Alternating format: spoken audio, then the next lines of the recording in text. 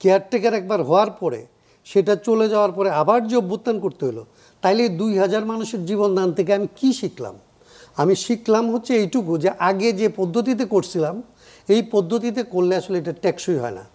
আমার যদি এর চাইতে বেটার পদ্ধতি থাকে তাহলে এই 2000 মানুষের জীবনের প্রতি আমার সম্মান দেখানোর জন্য 5 মাসে ধরেন একটা সংস্কার করা হবে, শুধুমাত্র একটা সংস্কার করা হবে যে আপনি নির্বাচনটা আর একটা দলীয় সরকারের অধীনে হবে না।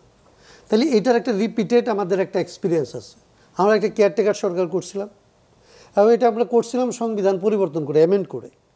এই অ্যামেন্ডমেন্টের একটা লিমিটেশন হচ্ছে যে আরেকটা গভর্নমেন্ট এসে তার 2/3 মেজরিটি থাকলে এই অ্যামেন্ডমেন্ট এসে জনগণকে জিজ্ঞেস না করে চেঞ্জ করতে পারে, অথবা আদালত সেটাতে ইন্টারফেয়ার করতে পারে যদি সে মনে করে যে এটা মোর দেন অ্যামেন্ডমেন্ট, এটা শুধুমাত্র একটা সংশোধন না।